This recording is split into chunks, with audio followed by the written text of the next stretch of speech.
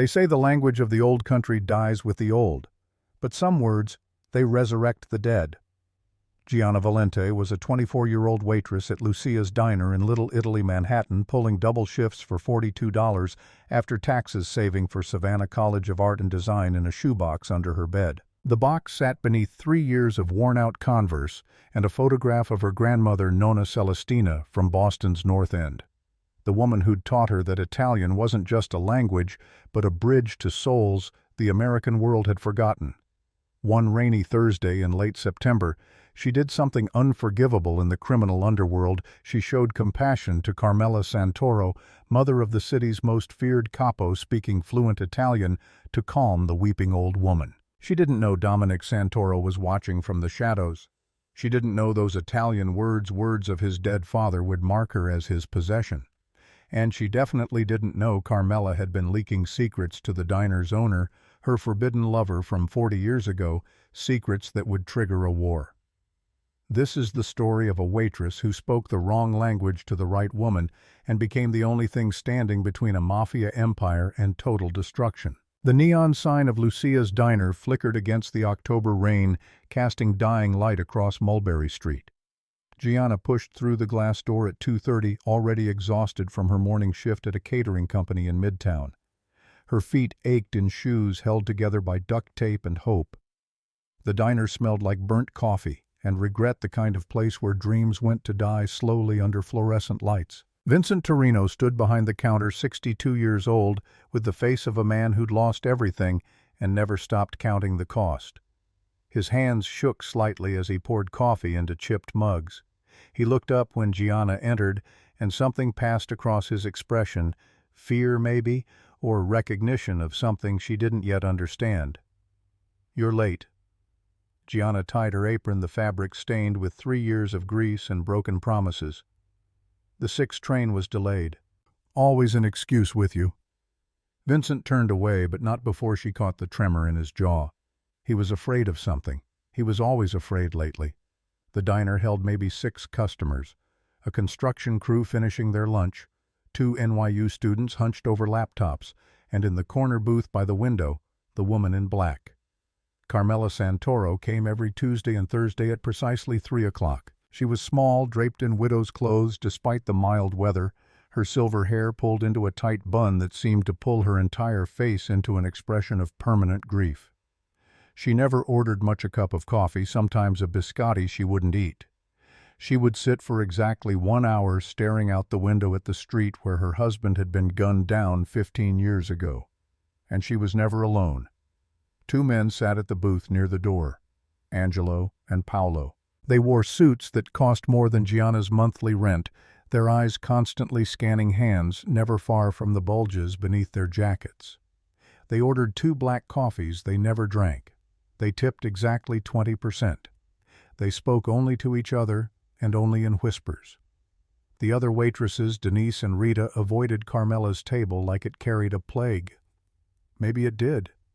Everyone in Little Italy knew the Santoro name, knew what it meant, knew that getting close to that family was like reaching into a fire and expecting not to burn. But Gianna couldn't watch the old woman sit there alone in her grief without feeling the pull of her grandmother's voice, "La gentilezza costa niente, bambina." Kindness costs nothing. She approached the table with a fresh pot of coffee. Carmela didn't look up. "Signora, would you like a refill?" The old woman's hands trembled around her cup. She nodded, still not meeting Gianna's eyes. Gianna poured slowly, carefully, the way her grandmother had taught her, with attention, with presence, as if this small act mattered. "Extra hot today," Gianna added softly. "The rain makes everything cold." Carmela glanced up, then surprise flickering across her weathered face. It was the first time Gianna had seen her make eye contact with anyone in the 6 months she'd been working here. "Grazie." The old woman whispered the word, barely audible. From the corner booth, Angelo's head turned slightly, watching. Gianna returned to the counter where Vincent stood, rigid, his knuckles white against the register. "Don't talk to her. She's a customer." "She's not a customer, she's—" He stopped himself, jaw clenching. "Just don't." But Gianna couldn't help it. Each visit she'd bring Carmela her coffee extra hot. She'd slip an extra napkin, a small saucer of lemon. She'd smile even when the old woman didn't smile back. It wasn't much, but Nonna Celestina had taught her that sometimes the smallest gestures carried the most weight. 3 weeks later, everything changed. It was a Thursday. The rain came down in sheets, turning Mulberry Street into a river of forgotten umbrellas and cursing pedestrians. The diner was nearly empty, even the construction crews had called it quits. Just Carmela in her corner booth and the 2 silent sentinels by the door. And another man. Gianna didn't see him enter. One moment the booth across from Carmela was empty, the next he sat there, a figure carved from expensive fabric and controlled violence. He wore a charcoal suit that probably cost $5,000, perfectly tailored to shoulders that spoke of power and the discipline to maintain it. His hair was black, swept back from a face that looked like it had been chiseled from Carrara marble, beautiful in the way classical statues were beautiful, all sharp lines and remote elegance. His eyes were the color of espresso, dark and bitter and impossible to read. Dominic Santoro, the shadow, the capo who ran half of Manhattan's unions and all of its fears. Vincent dropped a coffee pot. The ceramic shattered across the floor in a spray of brown liquid and sharp edges. His face went the color of old snow. Gianna grabbed a mop, moving toward the mess, but Vincent's hand shot out and gripped her wrist hard enough to bruise. "Stay here. I need to clean." I said stay, but from across the diner she heard it. The sound that would change everything. Carmela was crying. Not quiet tears. Real sobs, the kind that tore from somewhere deep and wounded. Her shoulders shook. Her hands covered her face. And Dominic sat across from her, his expression cold, untouched, like he was watching a stranger fall apart. He spoke in English, his voice low but carrying that particular quality of command that made even whispers feel like orders. "Mama, you cannot keep coming here. It's not safe. It's not clean." Carmela's voice came muffled through her hands. "It was your father's place. He liked—" "My father is dead." The words came soft but brutal, each syllable a small violence.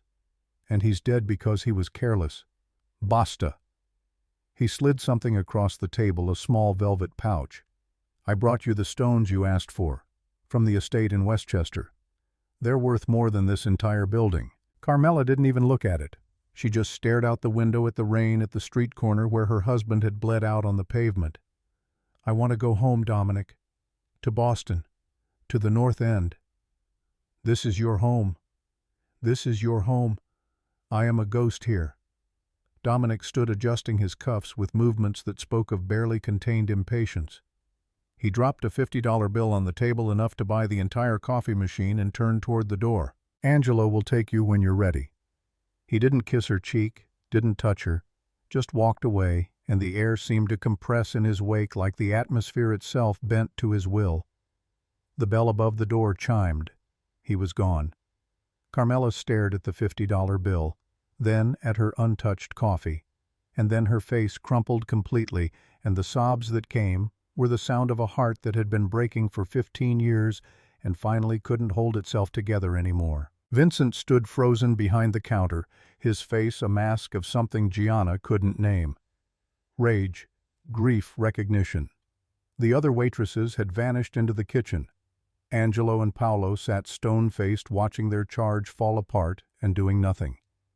Gianna felt her grandmother's voice like a hand on her shoulder. "Quando qualcuno piange, non chiedi il permesso di consolare." You don't ask permission to comfort someone who's crying. She grabbed a clean napkin and a glass of water, crossed the diner, knelt beside Carmela's booth. Angelo's hand moved inside his jacket. Gianna ignored him. She set the water gently on the table and spoke the words that would seal her fate, the words she'd only ever spoken to old opera recordings and her grandmother's ghost. "Signora, non piangere.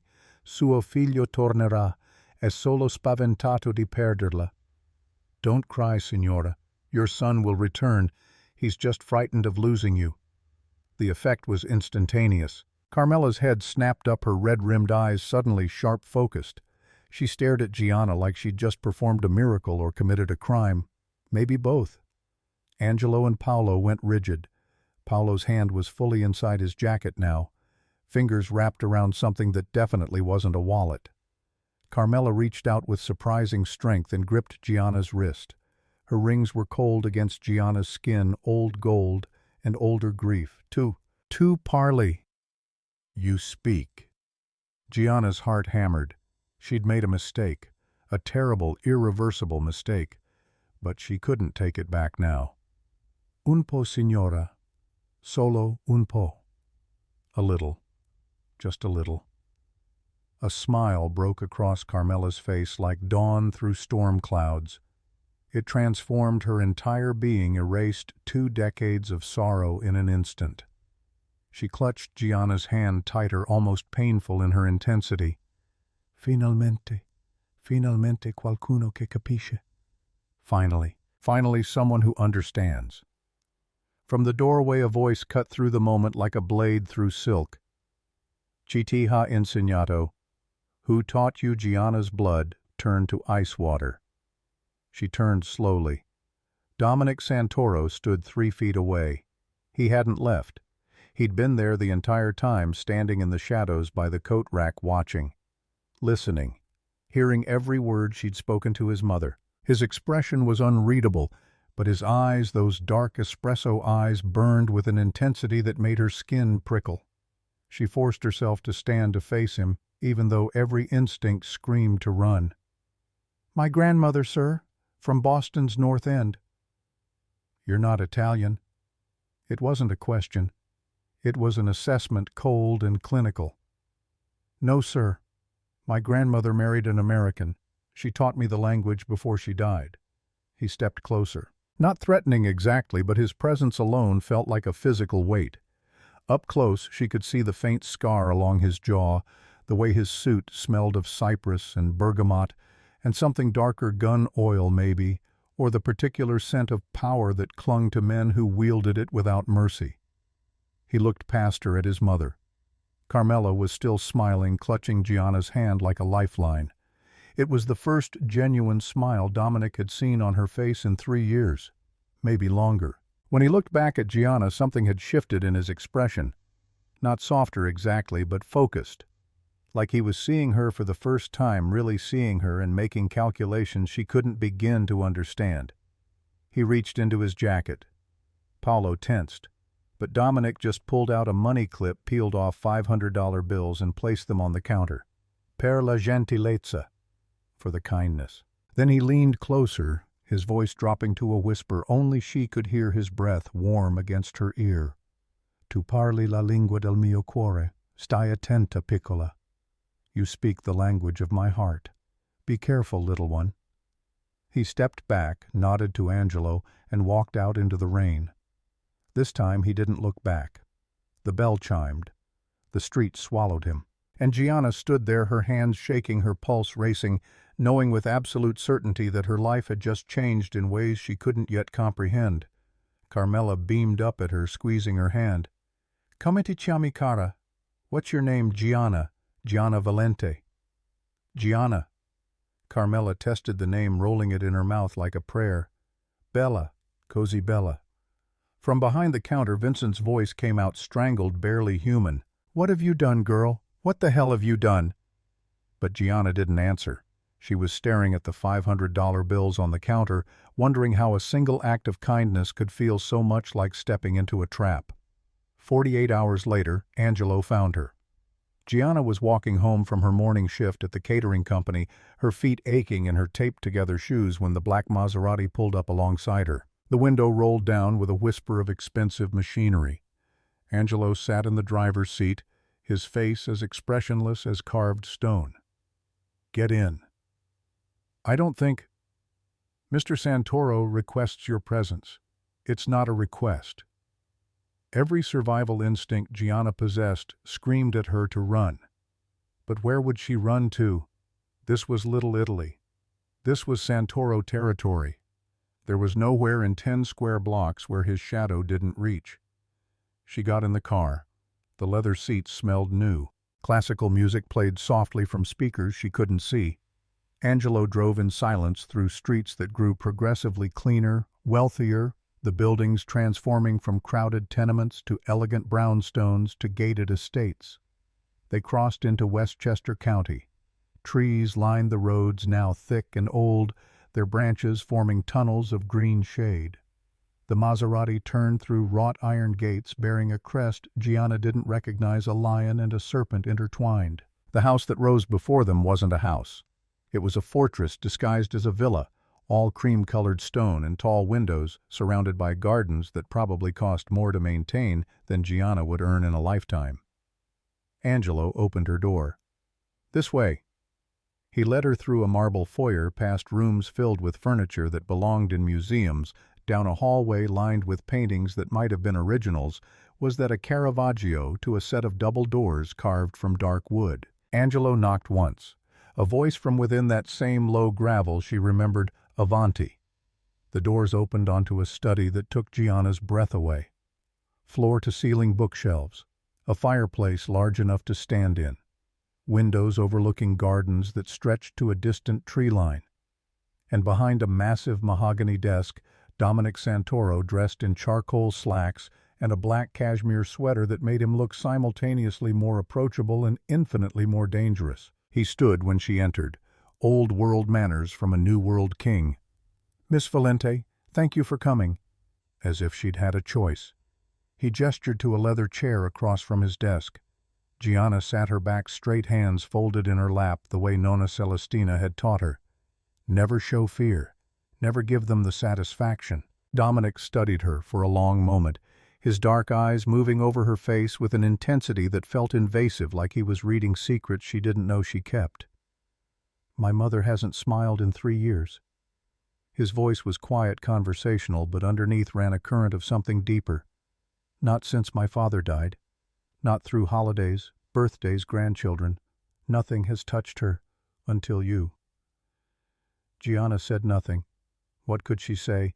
"She spoke of you for 2 hours last night, about how you bring her coffee the way she likes it, how you're patient when she struggles with English, how you smiled at her when no one else would."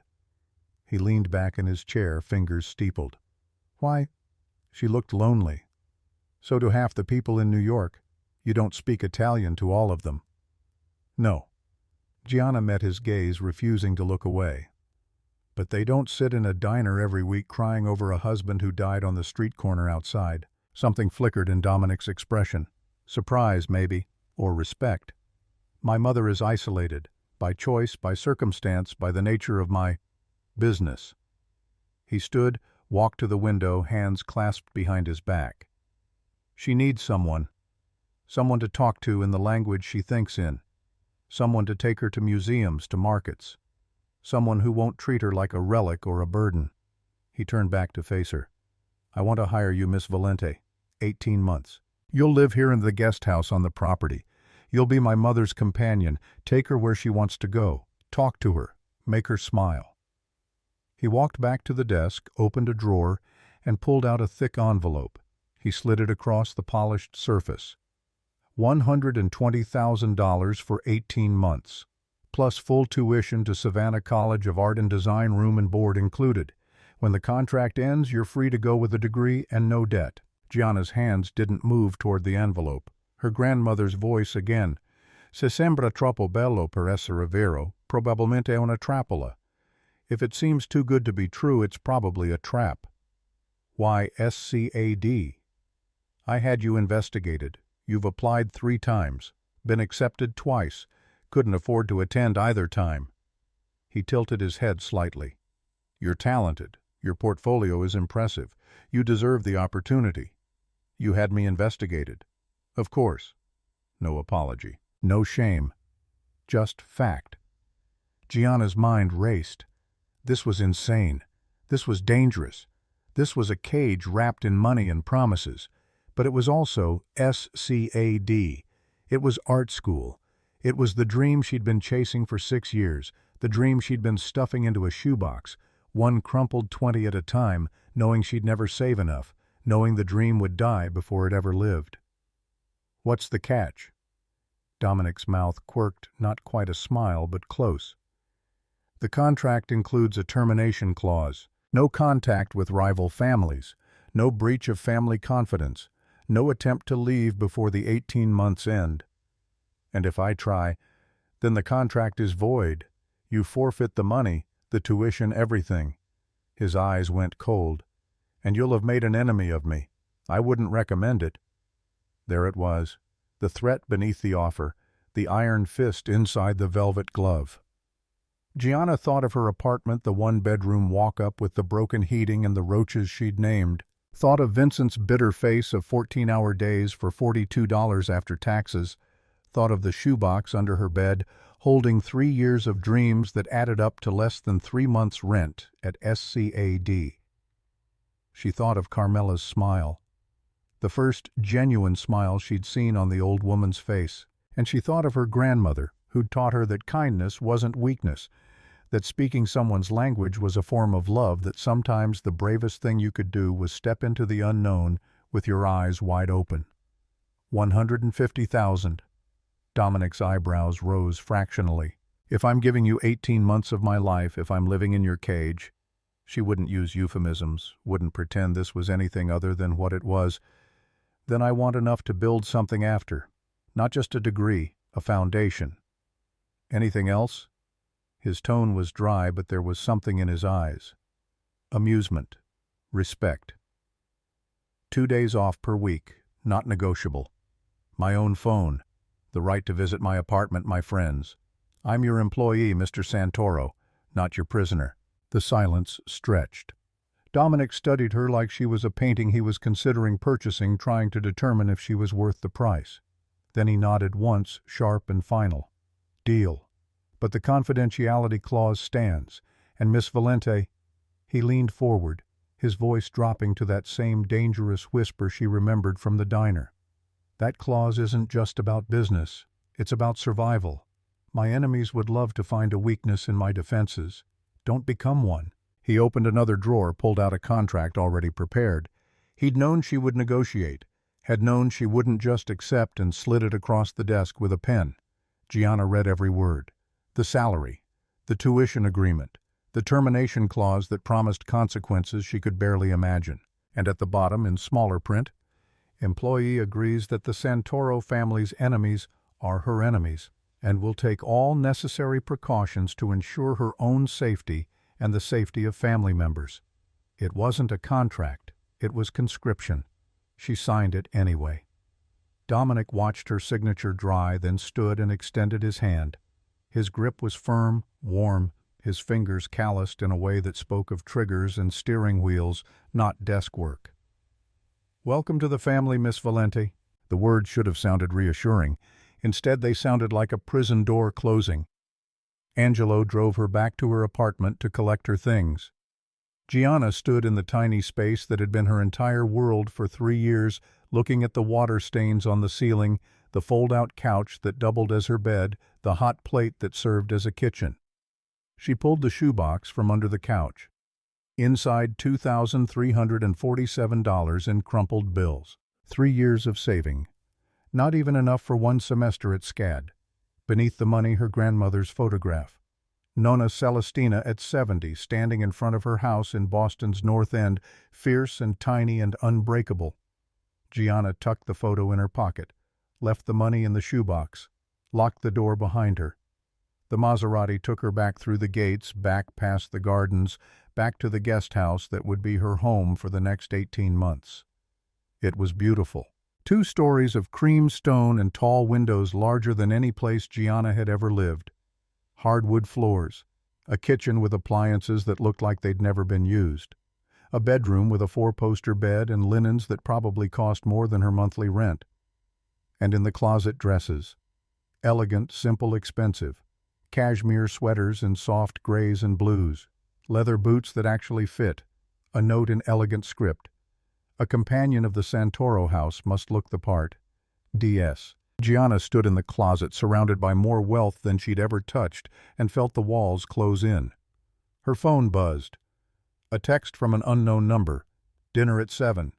Main house. Carmela is excited to see you." She looked at the dresses, at the room, at the bars of her beautiful cage. Then she went to find something appropriate to wear.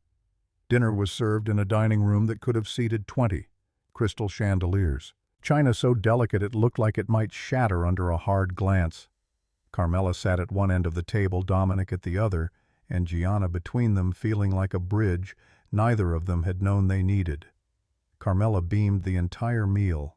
She spoke almost entirely in Italian, the words tumbling out like water from a broken dam, stories of her childhood in Boston's North End, of her mother's garden, of the bakery her family had owned before the war. Dominic said little, but Gianna felt his gaze on her throughout, assessing, measuring like she was an investment.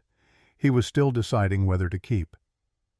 When the meal ended, Carmela kissed Gianna on both cheeks, eyes bright with tears of gratitude.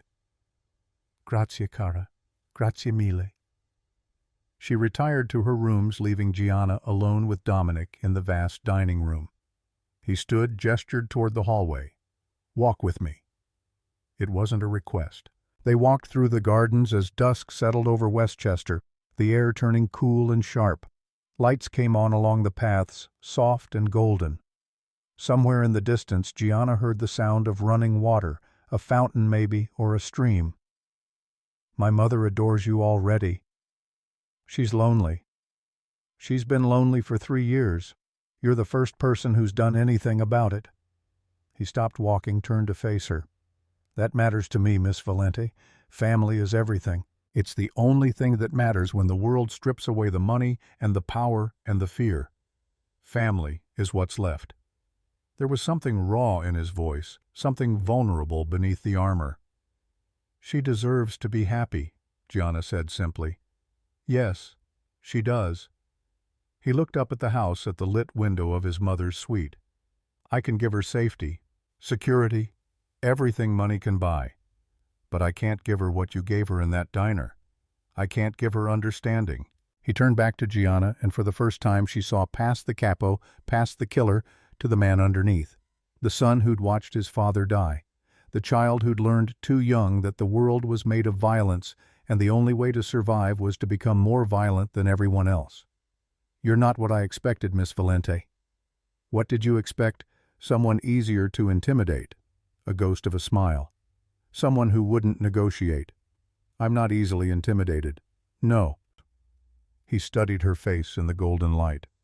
"You're not. Which makes you either very brave or very foolish. I haven't decided which yet.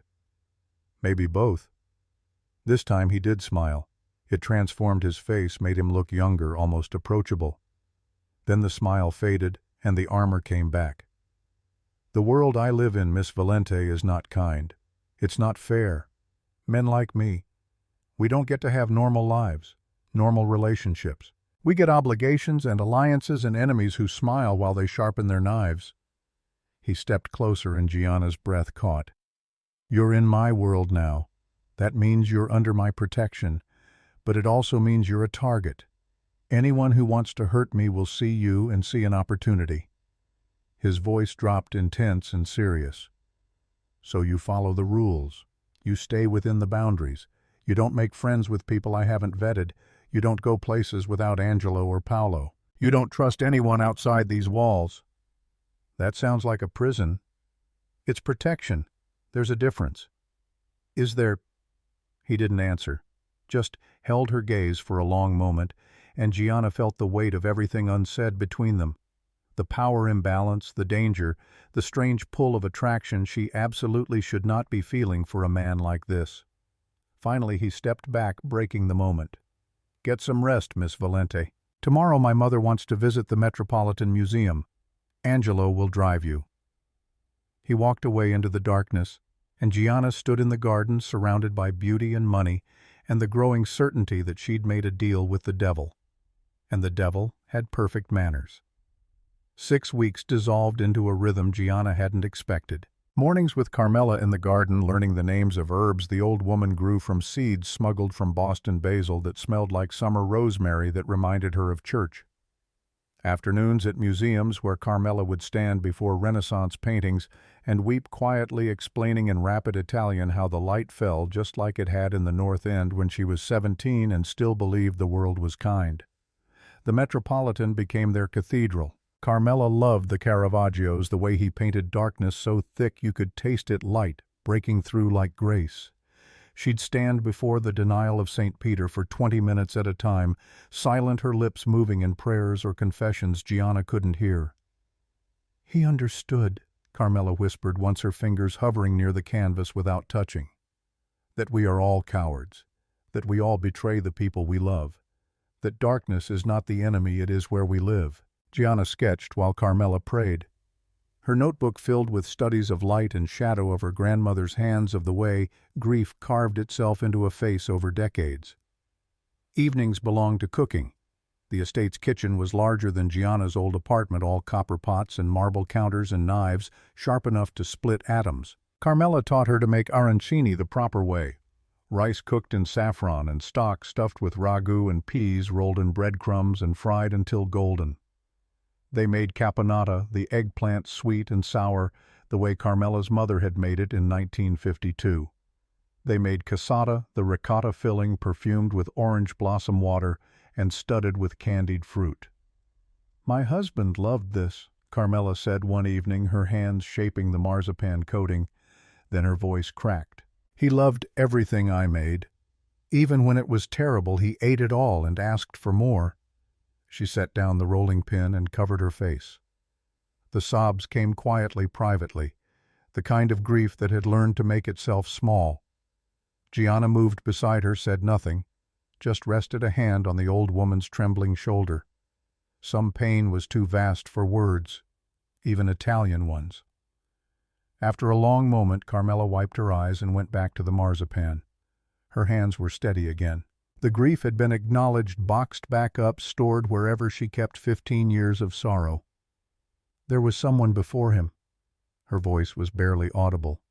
"Before Dominic's father. A boy.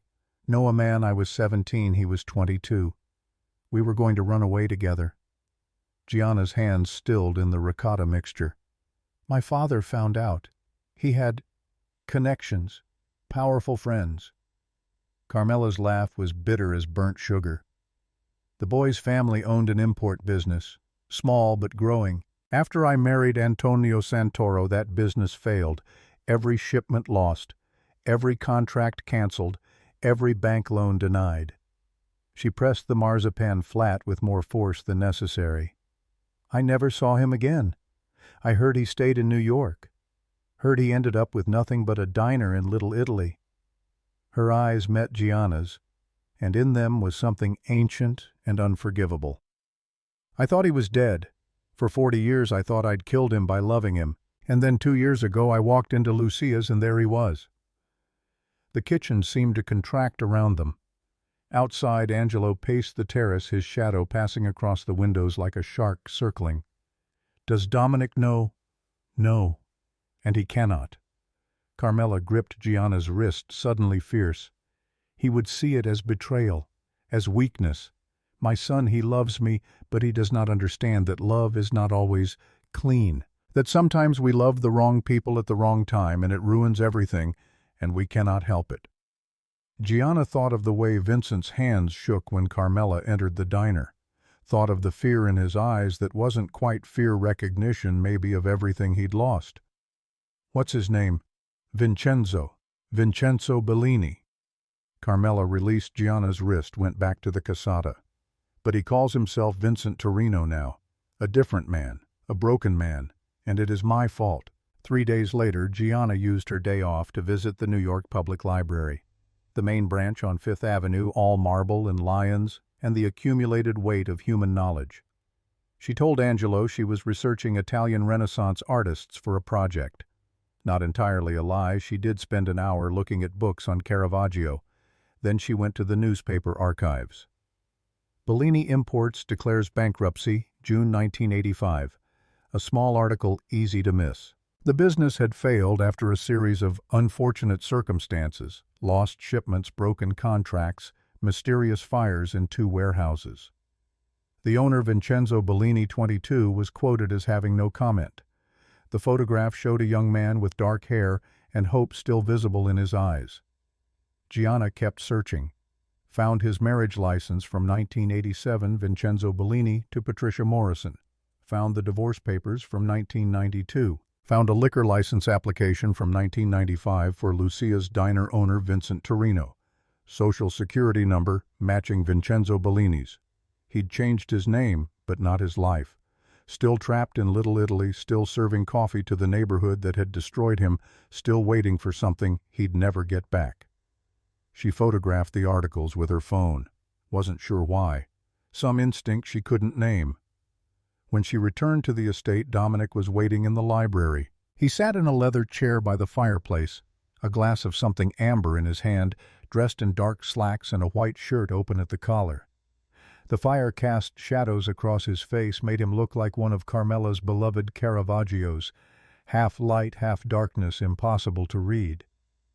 "How was your research?" Gianna's heart kicked against her ribs. "Productive." Caravaggio is an interesting choice. Most people prefer the Renaissance masters, Raphael, Leonardo, the ones who painted beauty. Caravaggio painted truth. Dominic's mouth curved. "Is that what you're looking for? Truth?" She met his gaze, refused to look away. "Isn't everyone—" He stood cross to the bar cart, poured another glass, and held it out to her. Scotch, probably something that cost more than her old monthly rent. Gianna accepted it, let the burns settle in her chest.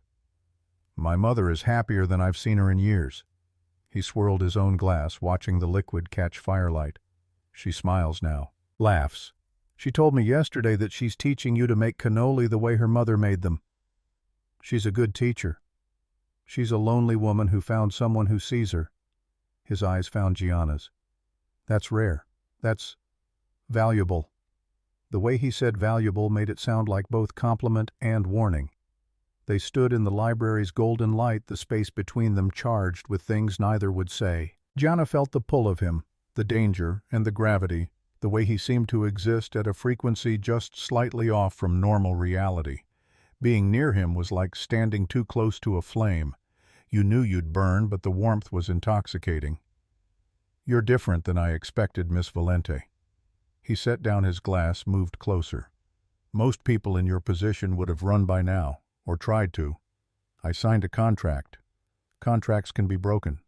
Not by me." Something flickered in his expression, surprise or possibly respect. He reached out, and for a moment Gianna thought he might touch her face.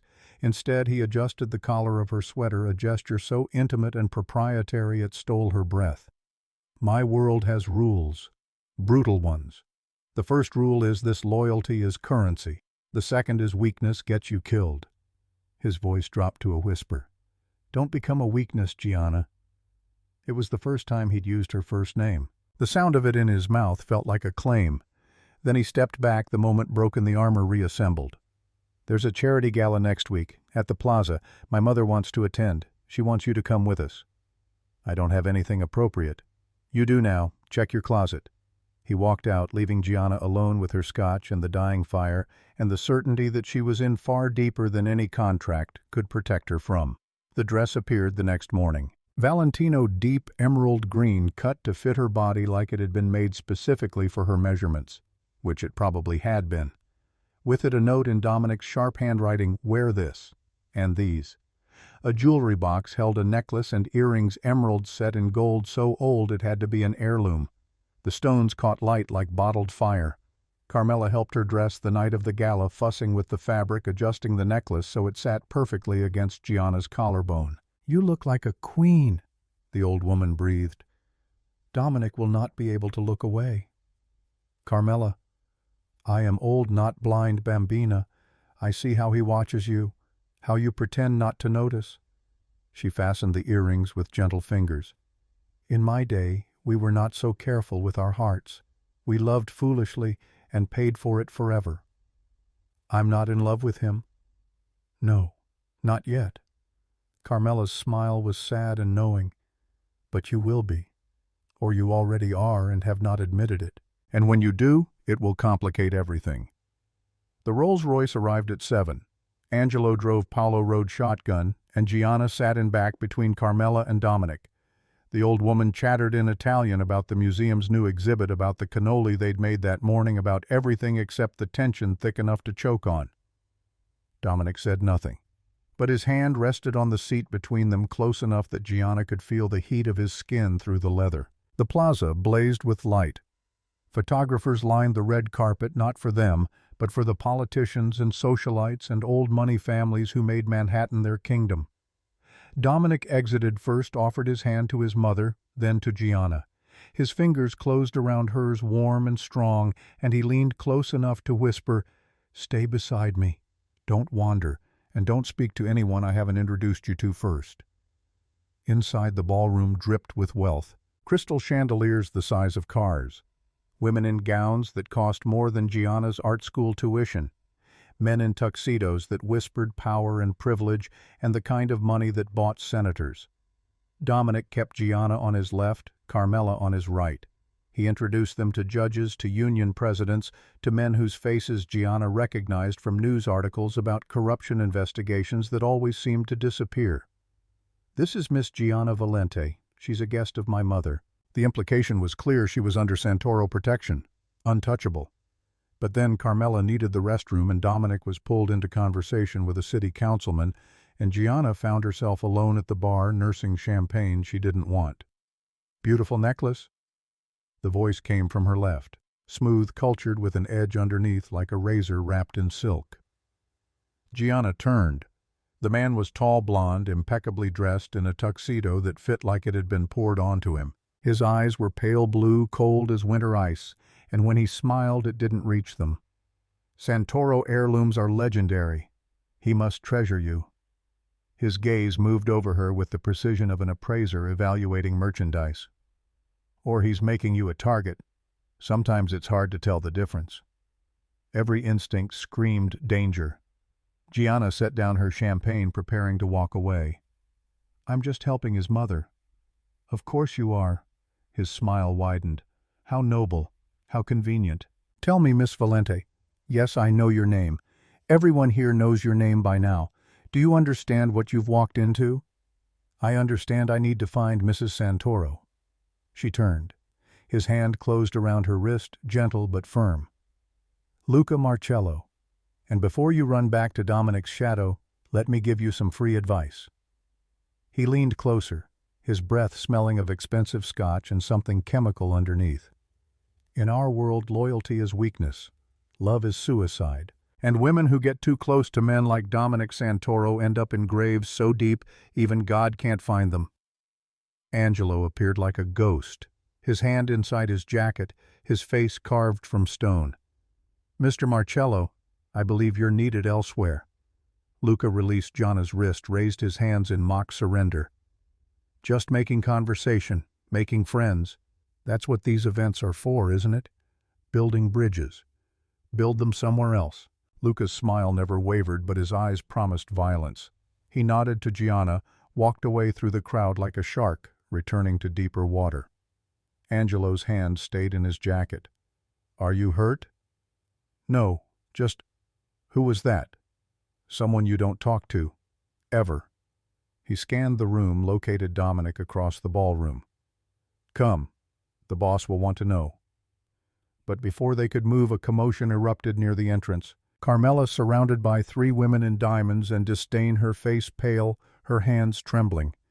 Gianna pushed through the crowd, reached the old woman just as one of the society matrons was saying something about "those people" and nouveau riche criminals, and how it was a shame the event organizers let anyone buy tickets these days.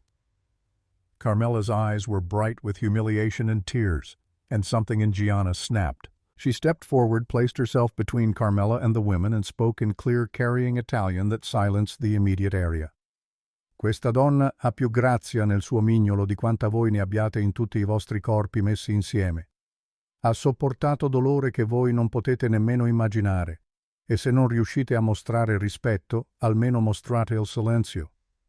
This woman has more grace in her little finger than all of you combined possess in your entire bodies. She has endured pain you cannot begin to imagine. And if you cannot show respect, at least show silence." The ballroom went quiet. Every eye turned to them. Gianna switched to English, her voice steel-wrapped in politeness. "Mrs. Santoro is a patron of the arts and a woman of extraordinary dignity. If you have a problem with her presence, I suggest you take it up with the event organizers, or with her son." She didn't wait for a response. just took Carmela's arm, guided her through the crowd, felt Angelo's presence like a shadow behind them. They made it to a quiet alcove before Carmela's composure shattered. She gripped Gianna's hands, tears streaming. "You did not have to do that. You should not have." "They had no right. They have every right. They are the world we live in, and we are—" Carmela's voice broke. "We are what we are. You're a mother, a widow, a woman who lost everything and survived. That's worth more than all their diamonds." Carmela pulled Gianna into a fierce hug, holding her like a daughter, like something precious and fragile. When she finally pulled back, her eyes were clear despite the tears. "Dominic was right about you. You are more than you seem." Before Gianna could ask what that meant, Dominic appeared. His face was calm, but his eyes were black fire. "What happened?" Angelo explained in rapid Italian, too fast for Gianna to follow. Dominic's jaw tightened with each word. When Angelo finished, Dominic looked at Gianna for a long moment. Then he turned to his mother. "Are you all right, Mama?" "Si, grazie a Gianna." He kissed his mother's forehead, murmured something private in Italian, then offered his arm to Gianna. "Walk with me." It wasn't a request. They moved through the ballroom to a terrace overlooking Central Park. The October air was sharp autumn burning through summer's last defenses. Below, the city sprawled in 10 million lights. Dominic gripped the railing, his knuckles white. When he finally spoke, his voice was controlled, but underneath ran magma. "You defended my mother. She deserved defending. You made yourself visible. You painted a target on your back." He turned to face her, and the intensity in his eyes stole her breath. "Do you understand what you just did? You declared yourself Santoro family, publicly, irrevocably. I declared myself decent. There's a difference." "Not in my world." He stepped closer, close enough that she could smell cypress and bergamot, and something darker, anger, or possibly desire. "In my world, showing that kind of loyalty means you're mine to protect, which means anyone who wants to hurt me will see you and see opportunity. Then protect me, or don't. But I won't stand by while people treat your mother like she's worthless." Something cracked in his expression. The armor, maybe, or the control he kept wrapped so tight it had become part of his bones. He reached up, cupped her face with one hand, his thumb tracing her cheekbone. "You're either the bravest woman I've ever met, or the most foolish. I still can't decide which. I told you before, maybe both." His laugh was low, almost painful. Then he leaned down and kissed her.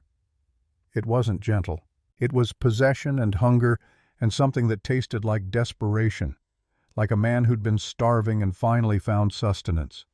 His hand slid into her hair, angling her head, deepening the kiss, until Gianna forgot where she was, forgot the danger, forgot everything except the heat of him, and the way her body responded, like it recognized something in him that her mind refused to acknowledge.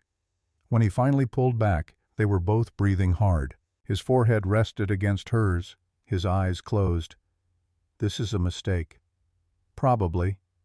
You're supposed to be my mother's companion, nothing more." "I know. I don't do relationships. I don't do attachment. In my world, those things get you killed.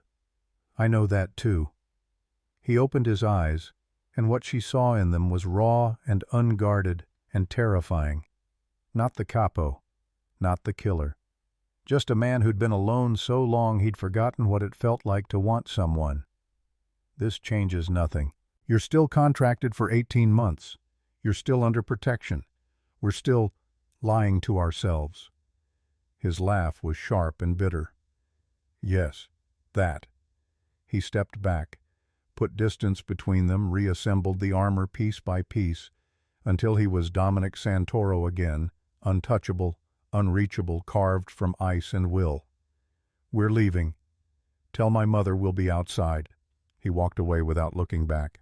Left Gianna alone on the terrace with the taste of him still on her lips and the certainty that she'd just crossed a line she could never uncross.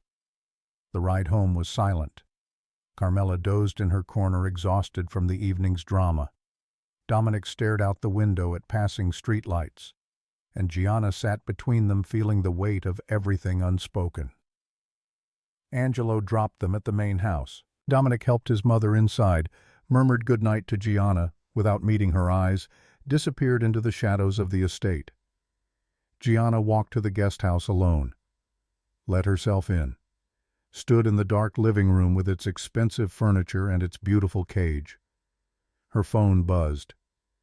A text from an unknown number. "You were magnificent tonight. But magnificence in my world gets you killed. Be careful, Miss Valente. Not everyone who smiles at charity galas wishes you well. L.M." Luca Marcello, the blond man with ice in his eyes. Gianna deleted the message, but the warning stayed lodged in her chest like a shard of glass. She climbed the stairs to her bedroom, took off the Valentino dress, hung the emerald necklace in its case, scrubbed her face, pulled on old pajamas that felt like armor against the evening's revelations. In bed, she pulled out her phone and looked at the photos she'd taken at the library. Vincenzo Bellini, 22, his whole life ahead of him. Vincent Torino, 62, his whole life behind him. The same man, destroyed by the family she now served, and Carmela caught between them, loving both, loyal to neither. Gianna thought about telling Dominic, thought about the contract clause, no breach of family confidence, thought about what loyalty meant when everyone was lying. She put the phone away, turned off the light, lay in the dark, and listened to the sound of Angelo making his rounds, his footsteps on gravel, like a heartbeat keeping time. Sleep didn't come until almost dawn, and when it did, she dreamed of fires that destroyed everything they touched, and emeralds that looked like drops of blood in certain light. 2 weeks after the gala, Gianna used her day off to return to Little Italy. She told Angelo she needed to collect mail from her old apartment. Not a lie exactly, just not the whole truth. The neighborhood looked smaller than she remembered, grittier. The October rain had turned Mulberry Street into a river of trash and fallen leaves. Lucia's diner sat on the corner like a monument to failure, its neon sign flickering the same dying rhythm it had flickered for 20 years. Vincent stood behind the counter, older than 6 weeks should have made him. His hands shook as he poured coffee for the lunch crowd construction workers who didn't know they were drinking their coffee served by a ghost. He saw Gianna through the window. Something passed across his face. Recognition, fear, maybe relief. He nodded toward the back. She waited until his break met him in the alley where the dumpsters leaked and rats moved like shadows. Vincent lit a cigarette with trembling fingers, took a long drag, exhaled smoke and bitterness. "You shouldn't be here." "I needed to understand something." "There's nothing to understand. You made your choice. You're one of them now." He looked at her expensive coat, her leather boots, the way 6 weeks of good food and safety had softened the hard edges poverty carved into a person. "You look like you belong with them. Carmela told me about you. About Vincenzo Bellini." The cigarette fell from his fingers. He stared at her with eyes that had given up hope so long ago they'd forgotten what it looked like. "She had no right. She loves you. Still. After 40 years and a marriage and a son and everything that happened." Gianna stepped closer. "She's been coming here to see you, talking to you, giving you money. Guilt money, blood money." Vincent's laugh was ash and broken glass. "Do you know what her family did to mine? What her husband did? They didn't just bankrupt me. They erased me, turned me into a warning. This is what happens when you touch what belongs to the Santoros. So why do you keep letting her come back?" His face crumpled. For a moment he was 22 again, standing on a pier, waiting for a girl who would never arrive. "Because I'm weak. Because she's all I have left of the person I used to be before they destroyed me." He pulled out another cigarette, hands shaking too badly to light it. "Because I hate her, and I love her, and I can't tell the difference anymore." Gianna watched him struggle with the lighter, watched 40 years of bitterness and longing war across his features. She thought about what Carmela had said, that love wasn't always clean, that sometimes it ruined everything, and you couldn't help it. "What do you talk about?" "When she comes here..." Vincent finally got the cigarette lit. "Everything, nothing. Her son, her life. She tells me things she shouldn't. About shipments and schedules and business I don't want to know about. I think, I think she needs to confess to someone who knew her before. Someone who remembers when she was still Carmela Bellini from Boston and not Mrs. Antonio Santoro, widow of a murdered king. Ice water flooded Gianna's veins. What kind of things? What did she tell you? Why do you care? Because Dominic Santoro would kill her if he knew she was leaking information. And he'd kill you for listening. Vincent's smile was death warmed over. Maybe that's what I want. Maybe I've been waiting 40 years for him to finish what his father started. That's not what Carmela wants. Carmela wants absolution. She wants me to forgive her for choosing safety over love, but I can't give her that. He took a long drag, exhaled. And now she's told you, which means you'll tell him, which means this all ends soon anyway. I won't tell him. You will, or he'll find out. Men like Dominic Santoro always find out. It's how they stay alive. Vincent ground out the cigarette under his heel. Go back to your mansion, Gianna. Go back to your gilded cage and your expensive clothes and pretend you're not in as deep as the rest of us. He walked back inside without looking at her. Gianna stood in the alley, rain starting to fall, her mind racing through calculations and consequences. Carmela had been venting to Vincent for 2 years, talking about Dominic's business, his schedules, his deals, information that in the wrong hands could be lethal. But Vincent was harmless, broken, a man who'd given up on everything except the memory of a girl who'd betrayed him. Wasn't he? She pulled out her phone, looked at the photos from the library. Vincenzo Bellini, 1985, bankrupt and destroyed. Vincent Torino, 1995, liquor license for Lucia's Diner. 10 years unaccounted for. 10 years she hadn't researched. Gianna flagged down a cab, gave the driver the Fifth Avenue address, spent the ride back to the library trying to convince herself she was being paranoid. The archives told a different story. She found Vincent's name in a 1988 arrest report. Assault and battery charges dropped. A 1990 restraining order filed by his ex-wife, Patricia Morrison. A 1992 police report about threatening phone calls to the Santoro family residence investigation closed due to lack of evidence, and then buried in a 2022 business filing Lucia's Diner facing foreclosure. Owner Vincent Torino behind on payments 3 months from losing everything. Again. Gianna photographed everything. Checked the dates. 2 years ago, Carmela had started visiting Vincent again. 2 years ago, he'd started falling behind on payments. 2 years of her giving him money, him taking it, both of them pretending it was about love and not survival. What happened when the money stopped being enough? When a bitter man who'd lost everything twice decided he deserved compensation? When someone like Luca Marcello came sniffing around looking for weakness in Dominic Santoro's armor? Gianna's pulse hammered as she gathered her things. She had to tell Dominic, had to break Carmela's confidence, violate the old woman's trust, destroy the fragile happiness they'd built together. Or she could do nothing, let it play out. Hope that Vincent was exactly what he appeared to be, a broken man nursing old wounds, nothing more. The choice felt like standing at a cliff's edge, knowing that either direction led to falling. She took a cab back to Westchester. Angelo met her at the gate, his face carved from granite. "Boss wants to see you. Study, now." The walk through the estate felt like a condemned prisoner's last march. Gianna's mind spun through possibilities. Did he know about Vincent? About her investigation? Had someone seen her in Little Italy? Dominic sat behind his desk, a tumbler of scotch untouched beside him. Paolo stood by the window, vigilant as always. The air smelled like violence about to happen. "Sit." Gianna sat. Her mouth was dry. Her pulse hammered in her throat. Dominic studied her with those dark eyes, seeing through skin and bone to the secrets beneath. When he finally spoke, his voice was conversational, almost gentle, which made it infinitely more terrifying. "Luca Marcello contacted you after the gala?" Not a question, a statement. "He sent a text. I deleted it." "What did it say?"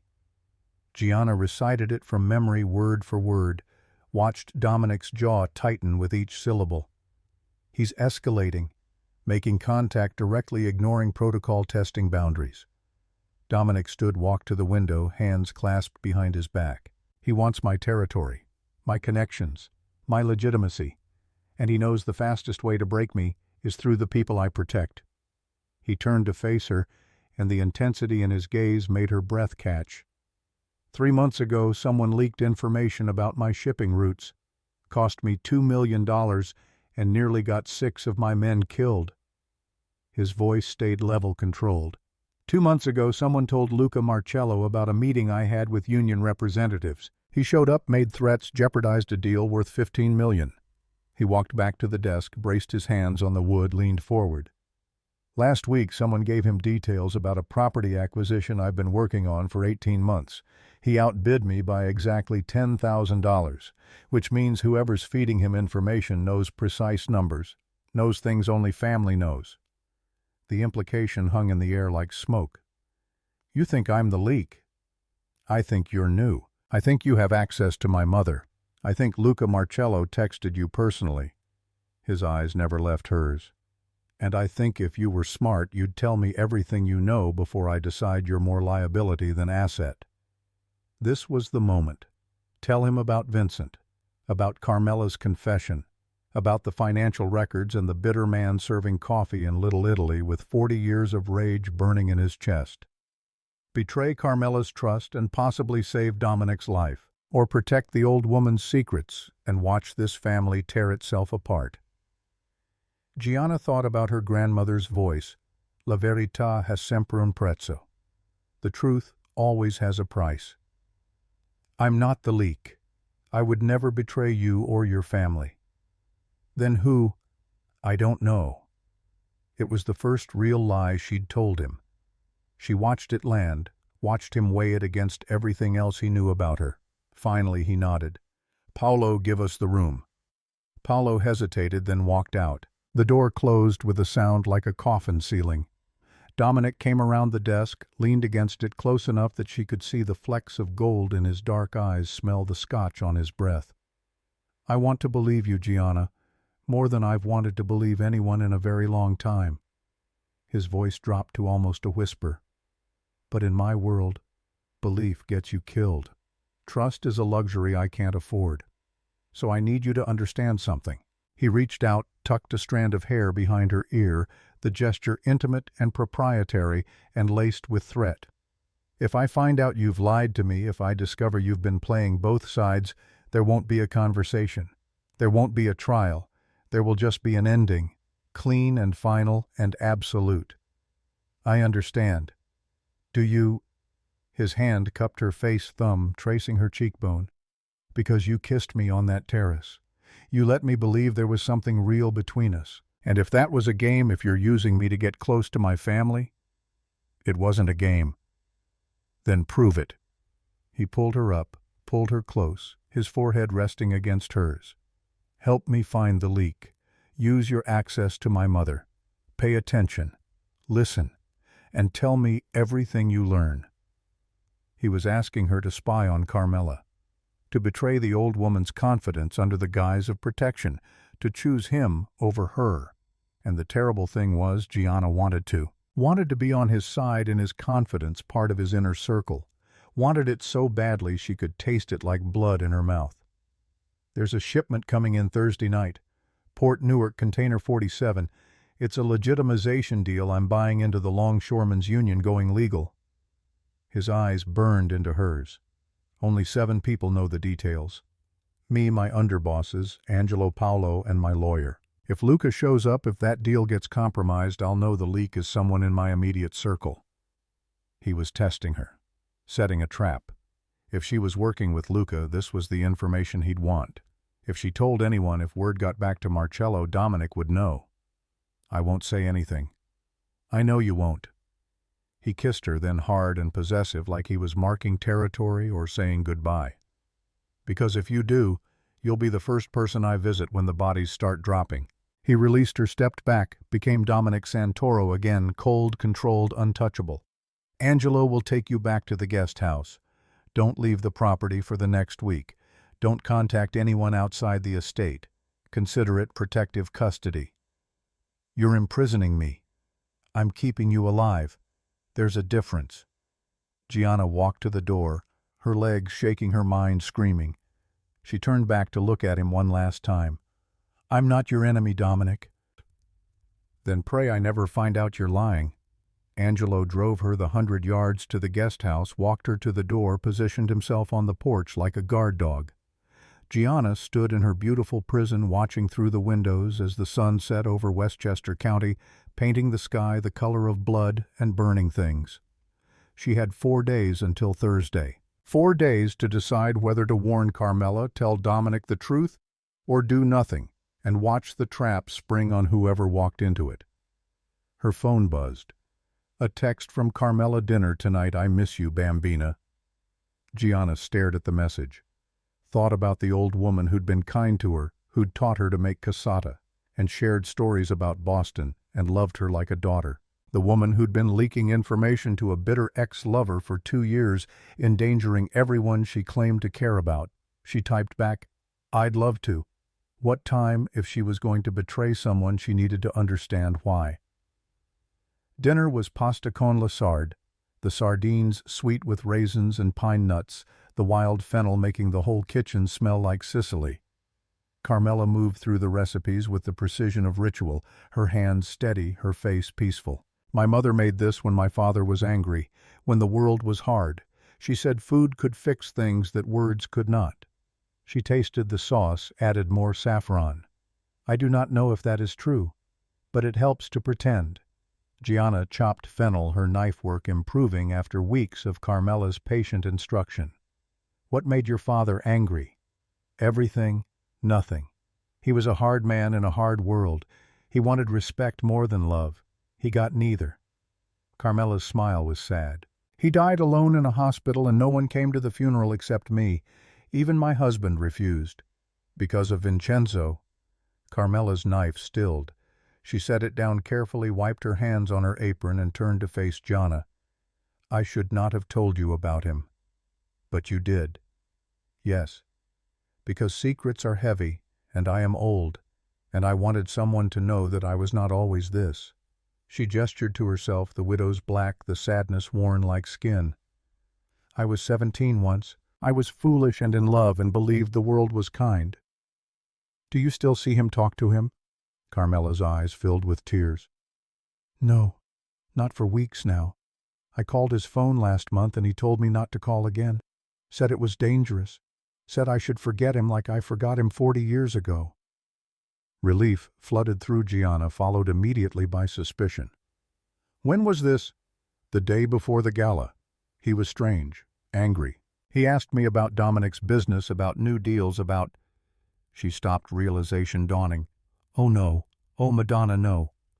"What did you tell him?" "I do not remember. He asked questions and I answered because we always talked like that. I thought he was just interested, curious about my life." Her hand shook. "But he was angry, more angry than I have ever heard him.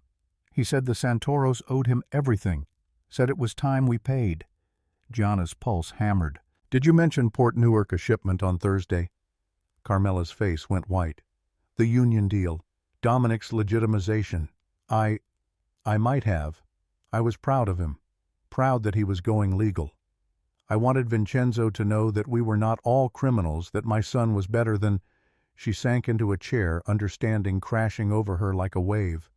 "He is going to hurt him, use what I told him to hurt my son." Her voice broke. "And it is my fault, again, always my fault." Gianna crouched beside her, gripped her shaking hands. "When did you talk to him?" "Exactly 3 weeks ago, maybe 4. He called the house line when Dominic was in the city. We talked for an hour." Tears streamed down her weathered cheeks. "I am a foolish old woman who has destroyed everything she touches." Gianna pulled out her phone, looked at the dates. 4 weeks ago, right after Luca Marcello had outbid Dominic on the property acquisition, right when the leaks had started escalating. Vincent wasn't just bitter, he'd been recruited. Or he'd gone to Luca himself, trading information for money, revenge dressed up as survival. And Carmela had given him everything he needed to start a war. "We have to tell Dominic." "No." Carmela gripped Gianna's wrists with surprising strength. "He will kill Vincenzo, and he will never forgive me. I will lose my son. If you don't tell him Luca Marcello will ambush that shipment, people will die. Your son might die. Then I will die too. That is what I deserve." The old woman's face was peaceful now, resigned. She'd been carrying this guilt for 2 years, maybe longer, maybe for 40 years, since the moment her father forced her to choose safety over love, and she'd spent the rest of her life paying for it. Gianna thought about loyalty and lies and the price of truth. Thought about her contract, no breach of family confidence. Thought about Dominic's threat, there will just be an ending, clean and final and absolute. But she also thought about Carmela teaching her to make arancini, about the way the old woman's face lit up when she talked about Boston, about the smile she'd worn when Gianna had first spoken Italian in that diner. Some debts couldn't be paid with obedience. "I'll tell him, but not about you. I'll say I investigated Vincent on my own, that I found the connection, the bankruptcy, the timing." Gianna pulled her hands free, stood up. "I'll take the blame, but you have to promise me something. Anything. When this is over, when Dominic asks you why you never told him, you tell the truth. All of it. The love and the guilt and the 40 years of carrying it alone." Gianna's voice was steel-wrapped in kindness. "Because secrets are heavy, and you said it yourself, you're tired of carrying them." Carmela nodded, wiping her eyes. "You are braver than I ever was." "No, I just have less to lose." Gianna walked back to the guest house through gardens that smelled like rain and dying roses. Angelo still stood guard on her porch, his face unreadable. "I need to see Dominic. Now. Boss said no contact until after Thursday." "This can't wait." Angelo studied her face, whatever he saw there making him reach for his phone. A brief conversation in Italian, too rapid for Gianna to follow. He hung up, nodded toward the main house. "You got 5 minutes." Dominic was in his study, a map of Port Newark spread across his desk, colored pins marking positions she didn't understand. He looked up when she entered, his expression shifting from surprise to calculation. "What's wrong?" "The leak. I know who it is." His entire body went still, predator tense. "Talk." Gianna laid it out like cards on a table. Vincent Torino, formerly Vincenzo Bellini. The bankruptcy, the restraining order, the 40 years of bitterness. The foreclosure notice, the timing, the coincidence that was too precise to be coincidence. "He owns Lucia's diner. Your mother goes there every week. Has been for 2 years. She pulled out her phone, showed him the photographs from the library archives. "He knew her before your father. They were going to run away together. Your father destroyed him to take her." Dominic's face was a mask, but his hands curled into fists on the desk. "And you think he's been using my mother to gather information?" "I think he's been surviving, and I think someone, maybe Luca Marcello, offered him money to turn survival into revenge." "How long have you known?" This was the moment of truth. Gianna could lie, could say she'd just figured it out today, could protect Carmela a little longer, but lies had started this. Maybe truth could end it. "I suspected after the gala. Confirmed it today at the library." She met his gaze, refused to flinch. "I didn't tell you because I wasn't sure. And because it would have hurt your mother to know the man she loved had betrayed her." "She told you about him?" "Yes." "When?" "Weeks ago, when we were making cassata." Dominic stood, slowly walked around the desk, stopped inches from her. His voice was quiet, lethal. "You've known for weeks that there was a security breach involving my mother, and you said nothing." "I didn't have proof. I had an old woman's confession and some newspaper clippings. I needed to be sure before I accused someone of treason against your family." "That's not your call to make." "No, but it's my conscience." She lifted her chin, forced herself to hold his gaze. "You asked me to prove I wasn't your enemy, so I'm proving it. Vincent Torino is the leak. He's been feeding information to Luca Marcello for at least a month, maybe longer. And Thursday's shipment, he knows about it. Which means Luca knows about it. Which means you're walking into an ambush." Dominic stared at her for a long moment. Then he turned, walked to the window, looked out at his empire of shadows and stone. You should have told me immediately. Yes. You violated the contract, concealed information, protected a threat to my family. Yes. I should fire you, send you back to Little Italy with nothing, or worse. Yes. He turned back, and the expression on his face was something she'd never seen before, raw and unguarded and almost human. But you came to me anyway, knowing what it would cost, knowing I could destroy you for this. Someone had to. He crossed the distance between them in 3 strides, pulled her against him, kissed her with a desperation that tasted like relief and rage and something that might have been gratitude. When he finally pulled back, his hands framed her face, his forehead resting against hers. You're either going to save my life or get us both killed. I haven't decided which yet. Same. His laugh was sharp, almost pained. Then the armor came back piece by piece until he was Dominic Santoro again, cold, controlled, already planning. Angelo, Paolo, get in here. They appeared within seconds as if they'd been waiting just outside. Vincent Torino, Lucia's Diner, Mulberry Street. Bring him here. Alive. I want to have a conversation. Angelo nodded, disappeared. Paolo stayed watchful as stone. Dominic turned back to Gianna. You're going to be there when I question him. You're going to hear every word. And then you're going to decide if you still want to be part of this family. Why? Because what happens next isn't pretty, isn't noble. And I need you to see exactly what I am before you make any more choices about where your loyalty lies. 2 hours later, Angelo's SUV pulled up to the main house. Vincent Torino sat in the back seat. His hands zip-tied his face the color of old newspaper. He looked small, diminished, a man who'd already given up on living and was just waiting for the formality of dying. They brought him to the study, sat him in a leather chair. Paolo stood behind him, silent and deadly. Dominic leaned against his desk, arms crossed, expression unreadable. Vincenzo Bellini, it's been a long time. Vincent's laugh was bitter ash. Not long enough. You've been talking to Luca Marcello. I've been surviving, same as I've been doing for 40 years since your father destroyed my life. My father's been dead for 15 years. Your war is with a ghost. My war is with the name Santoro, with everything it took from me. Vincent's eyes found Gianna standing by the window. You should run, girl, before they destroy you too. Dominic moved with snake-strike speed, gripped Vincent's jaw, forced him to look up. What did you tell Marcello? How much did he pay you? Enough to save my business. Enough to finally get something back from the family that stole everything.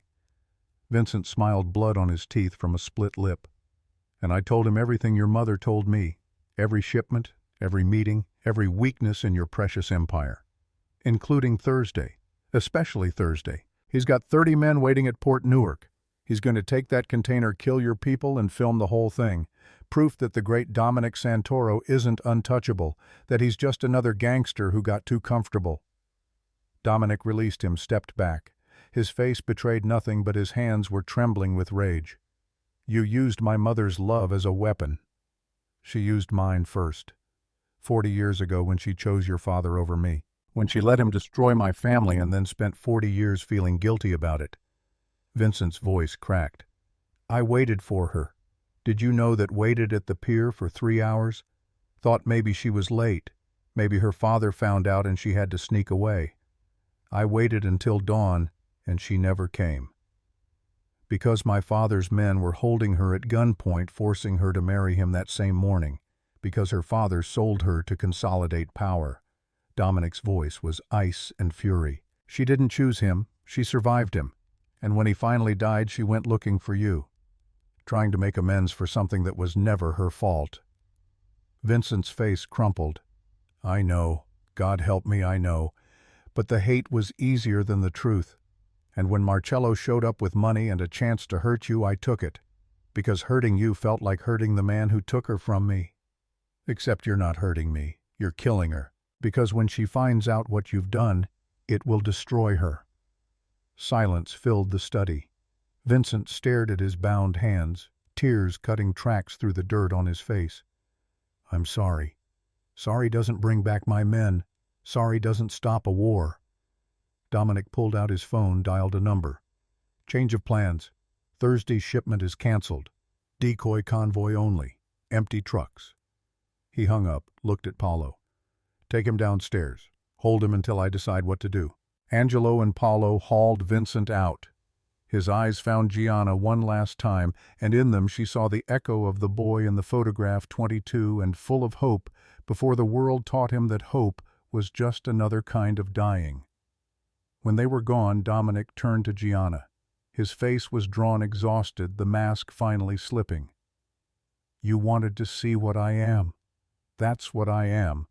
A man who has to decide whether to kill a broken old man for the crime of being human. What will you do? What I have to. What I always do. He poured scotch, drained it in one swallow. I'll send him away.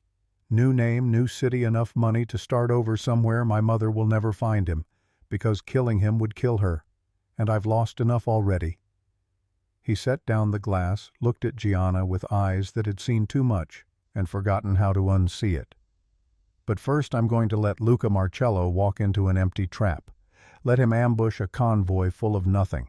And while his men are occupied at Port Newark, I'm going to hit every business he owns, every warehouse, every front, every source of income. I'm going to dismantle his empire in one night and leave him with nothing but the memory of how badly he underestimated me. That's war. That's survival. In my world, you strike first or you die second. He walked to the window, stared out at darkness.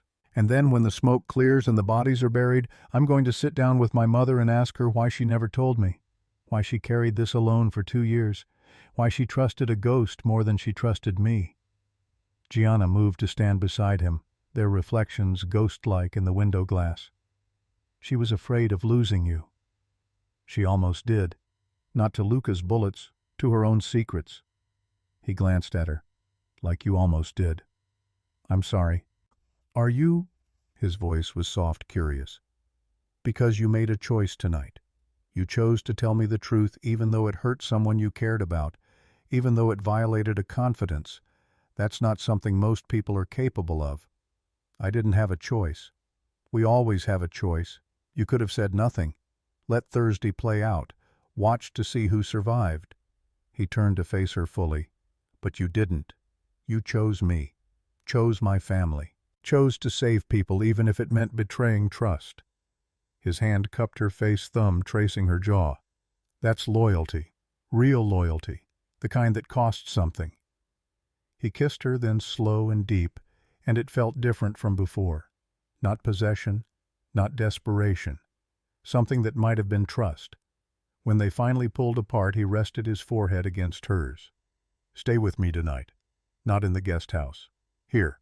I need to know you're close. It wasn't about sex. It was about proximity and protection and the raw human need not to be alone when the world was burning. Okay. Thursday night, Gianna sat beside Dominic in the study as he coordinated his counterstrike. Phones rang, orders were given in clipped Italian. On the desk, a laptop showed security footage from Port Newark, 30 of Luca Marcello's men surrounding an empty convoy, realizing too late they'd been played. And across the city, Dominic's crews hit 7 locations simultaneously. Warehouses in the Bronx, a restaurant in Queens, a social club in Brooklyn. Surgical strikes that lasted less than 15 minutes each, leaving Luca Marcello's empire in smoking ruins. By midnight, it was over. No deaths.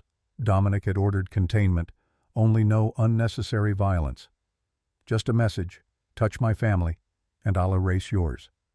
Angelo brought the final report. Marcello had fled to New Jersey. His underbosses were scrambling. His territory was up for grabs. Dominic listened without expression, then dismissed everyone except Gianna. They sat in the quiet study, the only sound the ticking of an antique clock and the distant hum of the estate settling into sleep. It's done. Yes. Vincent's on a plane to Seattle. New identity, clean bank account, enough to start a small business. He'll never contact my mother again. Does she know? Not yet. I'll tell her tomorrow. Let her mourn him properly this time. He turned to Gianna. And then I'll tell her about you, about what you did, about the choice you made. She'll hate me. No, she'll understand. Better than anyone. He stood, walked to the window, looked out at his gardens bathed in moonlight. "Come here." Gianna stood beside him. He reached into his pocket, pulled out a small box. Not a ring box, something older, more ornate. This was my grandmother's. Before that, her mother's. He opened it to reveal a medallion on a gold chain, the Santoro family crest worked in detail so fine it must have been centuries old. It's given to women who become part of the family. Not by marriage necessarily, but by choice, by proving they understand what it means to carry this name. He lifted it from the box, and Gianna saw the back was engraved, La Familia è tutto. Family is everything. You proved it tonight. You proved it when you defended my mother at the gala. You proved it every time you chose truth over comfort. He fastened the chain around her neck, the medallion settling against her heart. You're not my employee anymore, Gianna. You're family, with all the protection and danger that entails. Gianna touched the medallion, felt its weight, not just metal, but legacy and obligation and belonging. What does this mean? For us, it means I'm asking you to stay, not for 18 months, not as my mother's companion. He turned her to face him, his hands gentle on her shoulders. I'm asking you to be my partner, in all things, to help me build something better than what my father built, to turn this empire of shadows into something that doesn't require people to die for it to survive. I still want art school. I know. SCAD has a satellite campus in Atlanta, 2 hours away. You can go during the week, come back on weekends. His thumb traced her cheekbone. Or I'll buy you a studio here, hire the best teachers, whatever you need.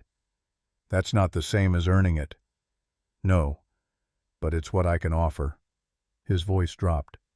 I'm not good at this, at wanting someone, at needing someone. My world doesn't allow for weakness, and you make me weak. Is that what I am? Weakness? You're the only thing that makes me want to be better. And I don't know if that's weakness or strength, but I know I don't want to lose it. He pulled her close, his forehead resting against hers. Stay, please. Gianna thought about her grandmother, about the shoebox full of dreams, about the life she'd planned before she'd spoken Italian to a crying old woman in a diner. And she thought about Carmela teaching her to make cassata, about the way Dominic had looked at her when she'd told him the truth about Vincent, about belonging to something larger than herself, even if that something was complicated and dangerous and built on foundations she didn't entirely understand. I'll stay, but I go to SCAD, the real campus, in Savannah. I'll come back every other weekend, holidays, summer. She pulled back enough to look him in the eye. And you don't buy me a studio or hire me teachers. I earn this, on my own. That's non-negotiable.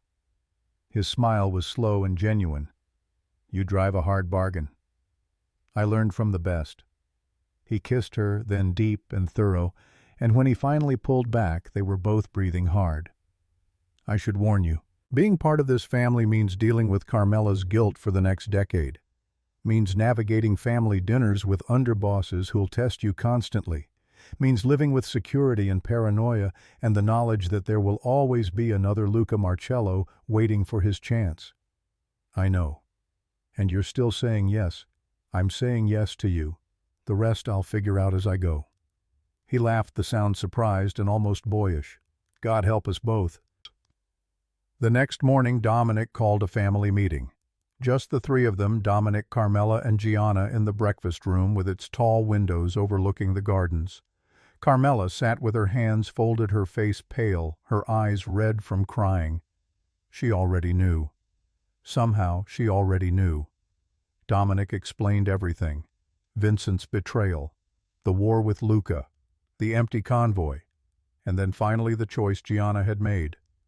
When he finished, Carmela looked at Gianna for a long moment. Then she stood, walked around the table, and pulled Gianna into a fierce embrace. You saved him. You saved my son. I betrayed your confidence. You chose wisely when I chose foolishly. Carmela pulled back, cupped Gianna's face with her weathered hands. I have been carrying Vincenzo's ghost for 40 years, always wondering what would have happened if I had been braver, If I had chosen love instead of survival. She glanced at Dominic, then back to Gianna. Do not make my mistakes, Bambina. Do not spend 40 years wondering. If you love him, choose him. But choose with your eyes open. Choose knowing what it costs. I already have. Carmela smiled through her tears, kissed both of Gianna's cheeks, and returned to her seat. Dominic reached across the table, took Gianna's hand. The medallion rested heavy against her heart. There's one more thing. He looked at his mother. I've decided to honor the original 18-month contract. Gianna will work as your companion until May. Full salary, full benefits. And then if she chooses to stay after that, it will be as my partner, not my employee. Carmela's eyes sparkled. So I have her for 6 more months before you steal her away completely. Something like that. Good. There is still much I need to teach her. About this family. About survival. About how to love a Santoro man without losing yourself in the process. She stood, kissed them both, and left them alone in the breakfast room with its golden light and the weight of everything that had changed. Gianna looked down at their joined hands, hers small and paint-stained, his large and calloused and marked with scars she was only beginning to understand. Are you scared? He asked quietly. Terrified. Good. That means you're paying attention. He brought her hand to his lips, kissed her knuckles. We'll figure it out. Together. Together. And for the first time since she'd knelt beside a crying old woman in a diner and spoken words that had changed everything, Gianna felt like she was exactly where she was supposed to be. Not in a cage, not in a prison, but in a family that had chosen her as much as she'd chosen them. The language of the heart, it turned out, was the hardest one to learn. But once you spoke it, you could never unhear it, and Gianna was finally fluent.